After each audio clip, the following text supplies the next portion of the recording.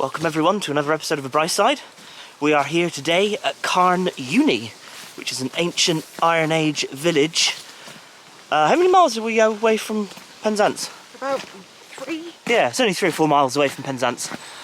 So yeah, let's go and check it out.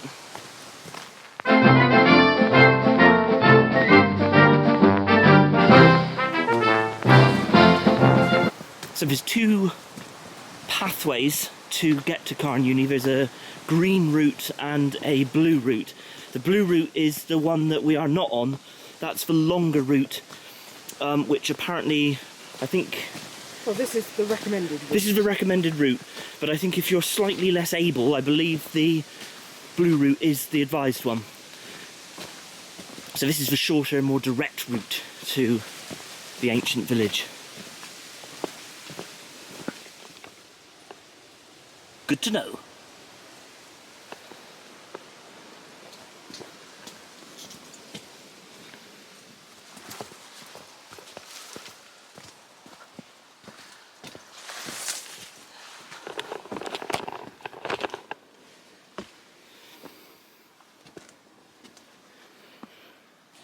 Okay, it did mention that we will be going across farm fields in this direction.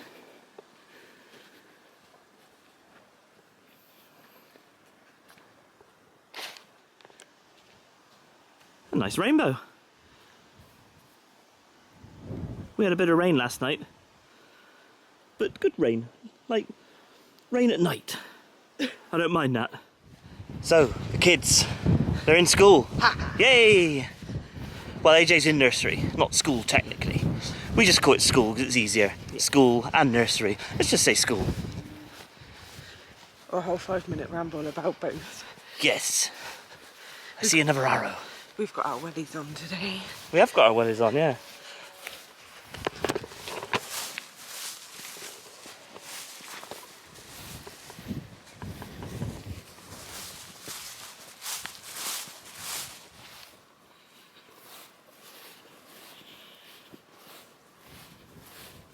Okay, so the arrow is bearing left. Oh, there's a sign saying Carn Euny. Okay.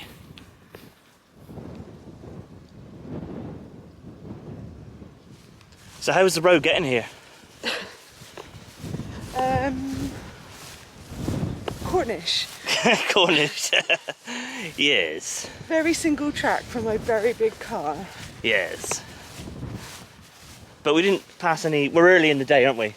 So we didn't pass anything, so... So it was fine, but... God forbid we should have to pass anyone on the way out. Well, I say pass, encounter is probably a better word. Yes, there would be a lot of reversing.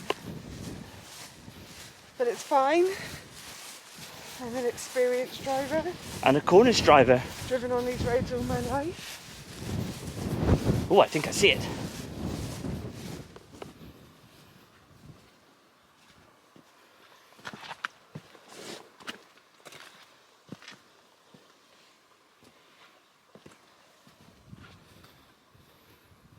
So here we go, a little bit of information. Carn Euny Ancient Village. Hendra Chapeluni? How would you pronounce that? Chapeluni. So it gives us an overall view of the site. So where have we just entered? We've entered there, presumably.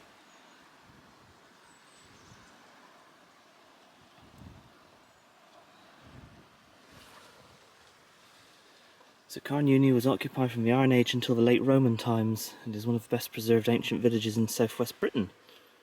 The foundations of the stone houses visible today date from the 2nd to 4th centuries AD. The village was abandoned around the time that the Roman occupation of Britain came to an end. So that would have been about 400 AD, wouldn't it, roughly?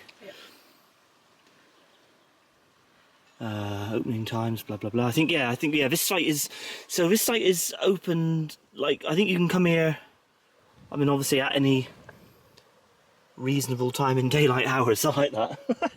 So essentially it's not a manned site. No. It's free to enter.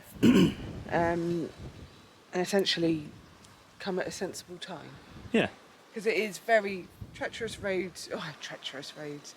The roads driving up are single track, not a lot of passing places. Yeah. The walk up here is very cobbled. Yeah.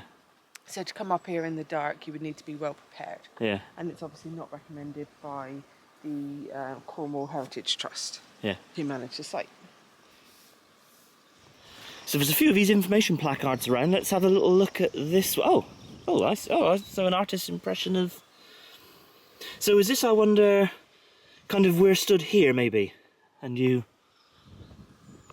Kind of that's what it would be now. Maybe that's my. And actually, if you go back and watch our Stonehenge video, Yeah. they have made some of these houses at Stonehenge. Yes, that's right. And they really do look like that.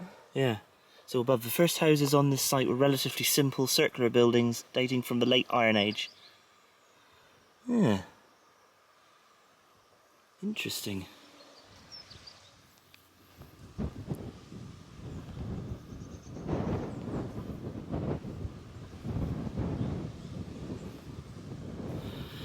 Yeah, this sort of thing fascinates me. I mean, it blows my mind really to think that this site, you know, people lived here. This was their homes. That, you know, I think that's fantastic that the remnant of those lives, in a way, are still here. And probably, I would guess that this was the door to the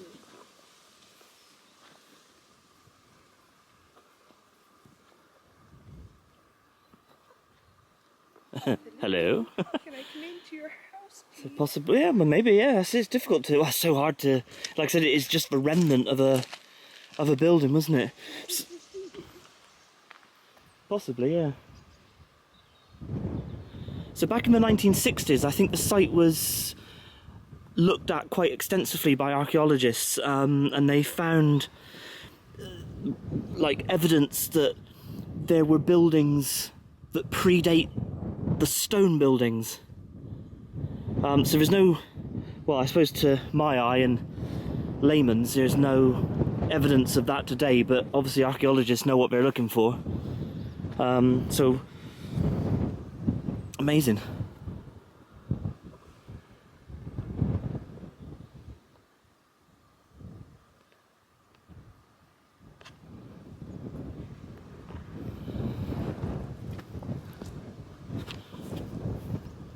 So Shelley's found another information plaque, so let's go and see what that one says. Wow, I would have thought all the wood would have rotted away. There's another entrance. That must be the other path to get here, the blue path. I think it was blue or green. Blue, I think.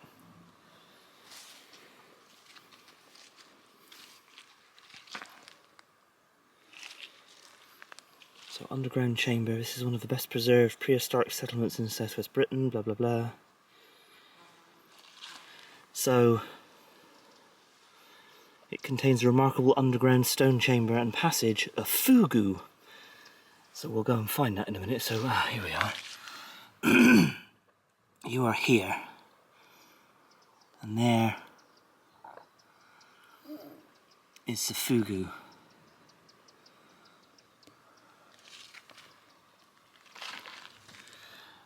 A Fogou is a type of underground structure found only in Cornwall, the name deriving from a Cornish word for cave. This one was first excavated in the 1860s by the Cornish early archaeologist William Copeland Borlase. The Fogou here is unusual as it includes a large circular domed chamber. It was extended several times during the life of the settlement, but its purpose remains unknown. Along the path behind you is an ancient well, located beneath a large granite rock. Huh. Further in this direction is the Holy Well of St. Euny, where a chapel stood until about 1830, giving its name to this area. Chapel Euny, yeah. Ah, interesting. Shall we go in? Yeah.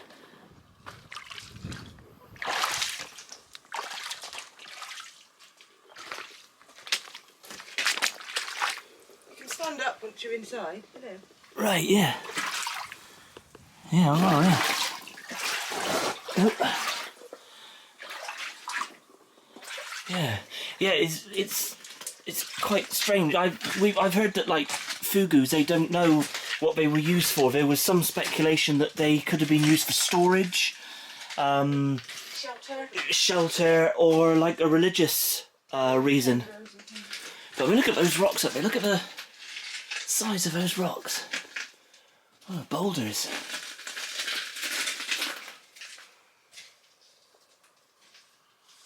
And then back out where we came from. That's just amazing. But yeah, you can just about, yeah, you can stand in here. It's probably about maybe 6 foot of clearance. Yeah. Yeah, probably. Yeah.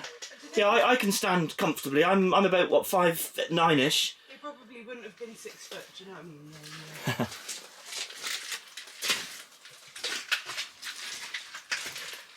Wow. Really weird. I wonder what that would have been. There's a big lintel there. So obviously supported this hole for some reason. Door in. Light. Oh. Off to the left. Just where Shellbell's gone. Oh!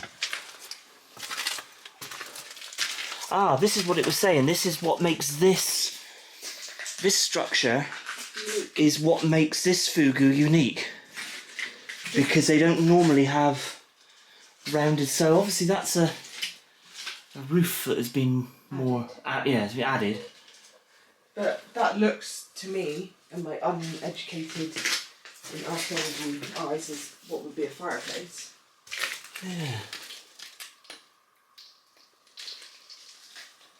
Yeah, really strange.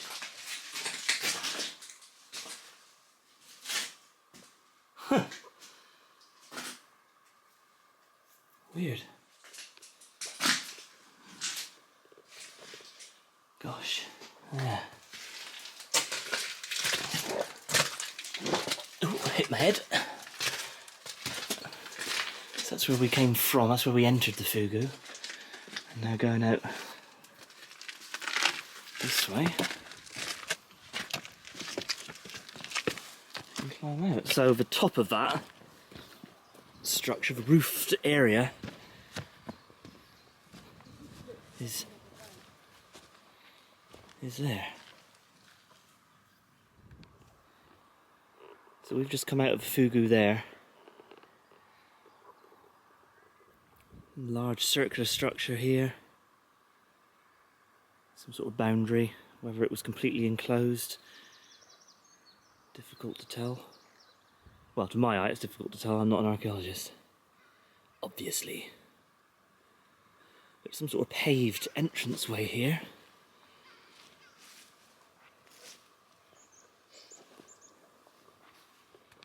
So here's another plaque with an artist's impression of what the village looked like from this point where I'm standing. So there's that little entranceway. That was a covered building, a roundhouse. And there also, and you went through. Wonder how many people lived here.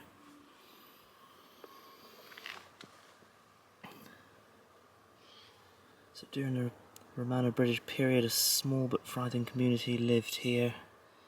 Houses they lived in are known as Courtyard Houses, a building type unique to the far west of Cornwall. Like I said, I suppose because of all the granite. Yeah.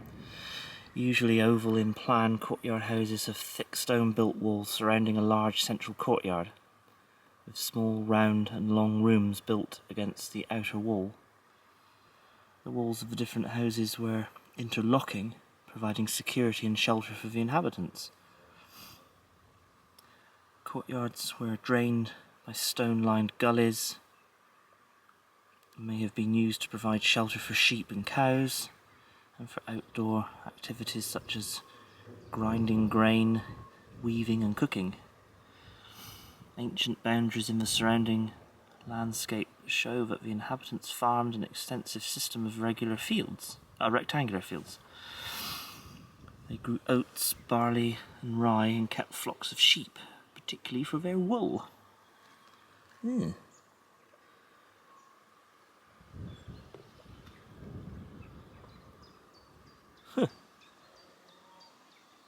Pretty spectacular. Good views as well.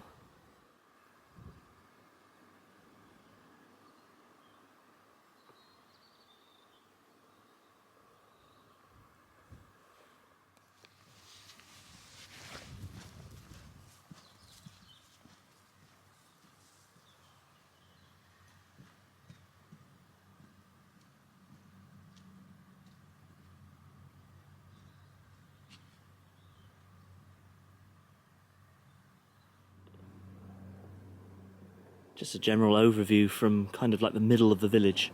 I'm stood on a walled bank area.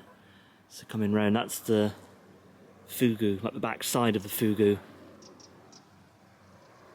And then in there is that big round area belonging to it. But coming round, yeah, you can see all these walls are interlocking. Very cool.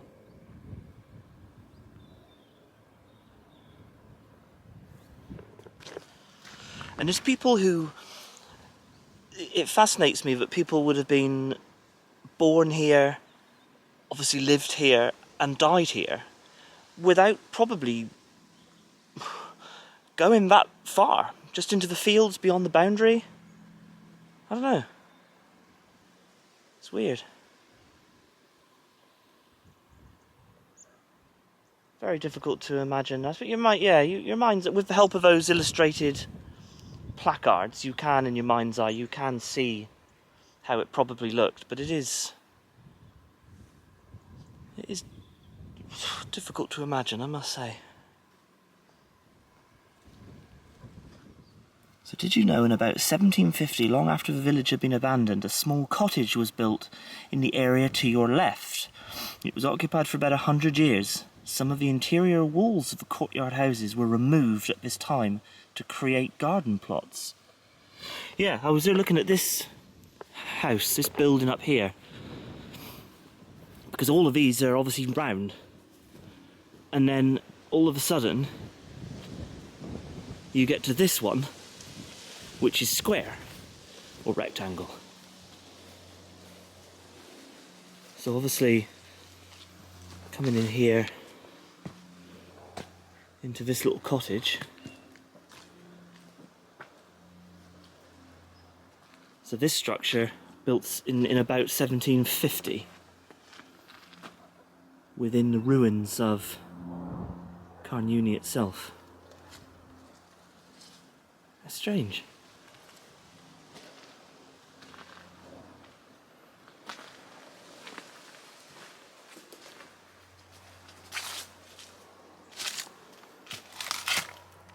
What is down there?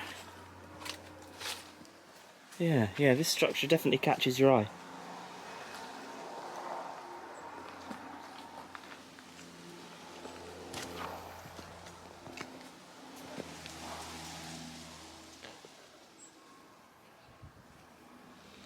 So down on the other path, just up there is where we came from. It indicated that there was the ancient well was in this direction, and it appears to be this. So difficult to tell the light level, but yeah, so that to me looks like it was the ancient well belonging to the village.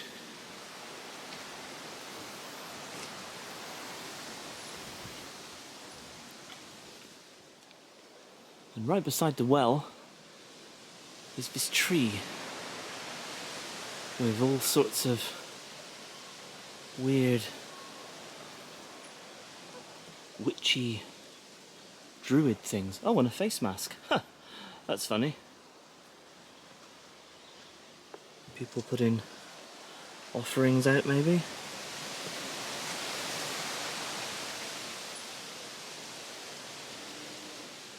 Wicker stuff.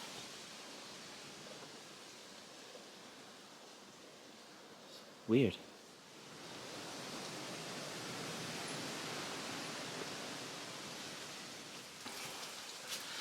But yeah, I think there are still a number of pagans that live in Cornwall, and that's fantastic. Druids, Wiccas.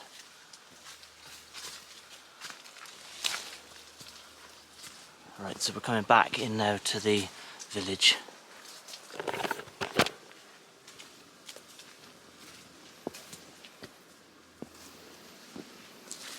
So a short walk to get to your water supply.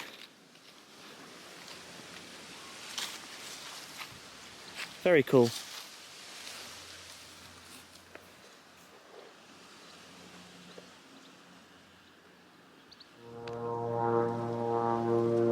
There'd be a plane up there. There be. Just flying around, looking at Carn Euny from the air. Having a lovely time. Having a lovely time. Right, so that is going to do it from Carn Euny. I hope you enjoyed the episode. Super interesting, isn't it? Yeah, I mean, it is fabulous, really. it is fabulous. And it's free. And it's free. Yeah, you can just turn you up. can just come here. Yeah, yeah. So as always, if you like the video, give it a big thumbs up. Do share the video with your. What does that mean? Hit the notification. Oh yes, hit the notification bell. Do share with your friends, and do subscribe to the Brice Side. It really does help the channel grow. And that is pretty much it. Like So. us on social media. Oh yeah, social media. Facebook, Instagram, Twitter. Twitter. I said it properly then. Twitter. Twitter. Anyway, so from us to you, cheers, Cheers and and gone. gone.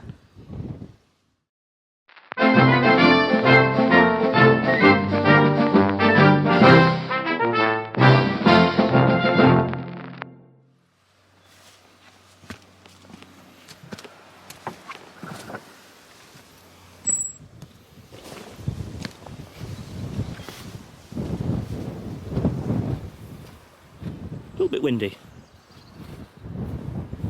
but not cold.